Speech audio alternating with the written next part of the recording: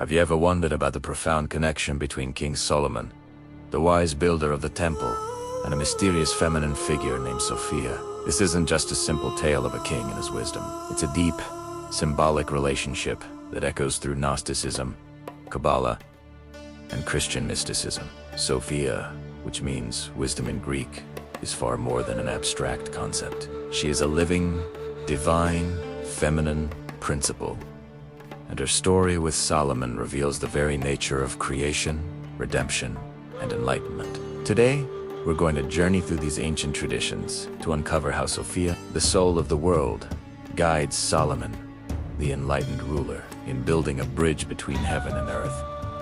This is the story of how divine intuition and earthly action come together to create something truly sacred. Let's start our journey in the world of Gnosticism, where we find some of the earliest and most dramatic tales of Sopfia in Gnostic texts. Like those discovered at Nag Hammadi, Sopfia is portrayed as a divine being, a feminine emanation that originates from the Pleroma, the ultimate fullness of God. She is the youngest and most ambitious of these emanations, filled with a passionate desire to know the ultimate source, the Father, directly, without any intermediary. This intense yearning, this creative impulse, leads to her fall. It's important to understand that this isn't a fall due to sin, like in other traditions. Instead, it's an act of separation, of forming an individual consciousness, apart from the divine unity. In her passion, she plunges from the spiritual heights down into the lower realms of chaos and matter. Once she descends, Sopfia doesn't simply disappear. She becomes trapped, fragmented, and enmeshed in the very world she unintentionally brought into being. She becomes the anima mundi, the soul of the world.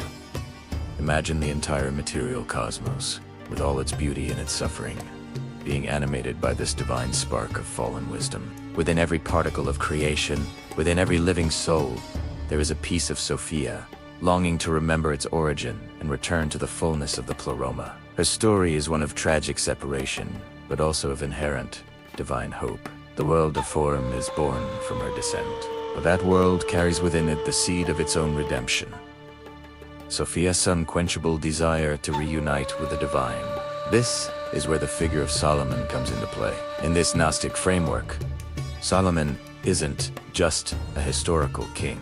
He symbolizes the enlightened human consciousness. He represents the part of humanity that can hear the subtle, mournful voice of Sopfia crying out from the depths of matter.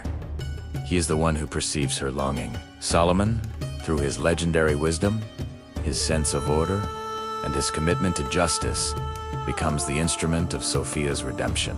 He doesn't save her through force, but through understanding. By building the temple, he isn't just erecting a physical structure. He is creating a symbolic focal point, a place of order and harmony on earth that mirrors the divine order of the heavens.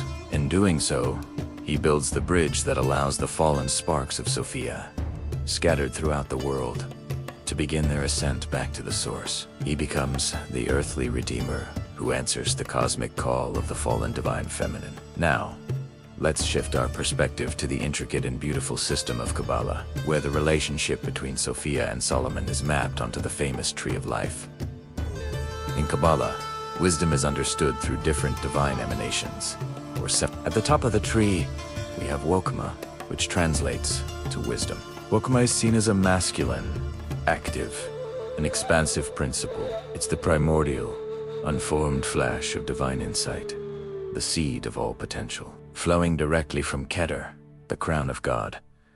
But this pure wisdom needs a vessel to give it form. That vessel is Bina, which means understanding. Bina is the great divine feminine principle, the celestial mother who receives the seed of Wokma and shapes it, structures it, and gives it comprehensible form. Together, Wokma and Bina represent the highest union of divine masculine and feminine, the supernal father and mother of creation. So, where does Sopfia fit in? The concept of Sopfia, or divine wisdom, in Kabbalah is often associated with this interplay between Wokma and Bina. She is the spiritual current that flows from this divine union, carrying the blueprint of creation downwards through the Tree of Life. And where does this current land? It manifests in the lowest Sephira Malkat, which means kingdom. Malkat is the physical world, the realm of action, our earthly reality. It is also symbolically linked to the Shekinah, the indwelling divine presence, often seen as the feminine aspect of God dwelling within creation. This is where King Solomon makes his grand entrance. Solomon, as the king, is the perfect embodiment of man. He is the sovereign who rules the earthly kingdom, the one who establishes the throne of the divine on earth. But a king who rules only from the level of Malcolm, without a connection to the higher realms, would be a tyrant, ruling through brute force. Solomon is the wise king precisely because his Malkat, his kingdom, is illuminated and informed by the wisdom flowing from Wokma and Bina. He doesn't just rule, he channels divine wisdom into the world. In these senses, Sopfia is the inspiration that guides his hand. She is the spiritual blueprint he uses to build the temple. The temple itself becomes the ultimate expression of Malkut, perfected by the wisdom of the upper Sephrod. So, in Kabbalah, Sopfia isn't just a disembodied idea. She is the active, spiritual current that allows Solomon, the builder, to manifest a reflection of divine harmony here in our world. Finally, let's explore this beautiful dynamic within Christian mysticism, particularly in the Eastern Orthodox tradition and the later Russian Sophiology movement. Here, Sopfia takes on a profoundly cosmic and Christological role. For mystics like Maximus, the Confessor, and Gregory of Nyssa, and later for Russian thinkers like Soloviev and Bulgakov, Sopfia is not just an abstract idea of wisdom. She is the very soul of creation. She is the divine plan, the inherent order and beauty through which God reveals himself in the cosmos. Think of the intricate patterns of a snowflake, the celestial dance of the planets, or the spark of consciousness in a living being. For these mystics, that is Sopfia, the loving, creative intelligence of God, woven into the fabric of reality. She is often called Sophia Eterna, the eternal feminine, who inspires every true act of creation, every moment of genuine understanding, and every expression of divine love. She is the hidden harmony of the universe, the image of divine love that permeates all of existence. She is the bridge between the uncreated God and the created world. In this context, Christ, the Logos, or divine word, is seen as the ultimate personal incarnation of this divine wisdom. Sopfia is the wisdom of God in creation, and Christ is that wisdom made manifest in human form. So how does Solomon connect to this? In Christian mysticism, Solomon becomes the prototype of the Sophianic king. He is the ruler who embodies this divine wisdom on earth. He rules not by domination or worldly power, but through inner illumination and love. His reign is a reflection of the harmonious order that Sopfia represents. When he builds the temple, he is not just building a place of worship. Symbolically, he's consecrating the entire world. The temple becomes a microcosm of the cosmos, a physical body for the world that is sanctified and made holy by the presence of Sopfia, the divine wisdom. In this light, Solomon's relationship with Sopfia is a prefiguration of the ultimate union between God and creation, a union that Christian theology sees fulfilled in Christ. Solomon, guided by Sopfia, demonstrates how a human being can co-create with God, transforming the material world into a sacred vessel for the divine. So, after journeying through Gnosticism, Kabbalah, and Christian mysticism, what is the unified meaning we can draw from the symbolic relationship between Sopfia and Solomon?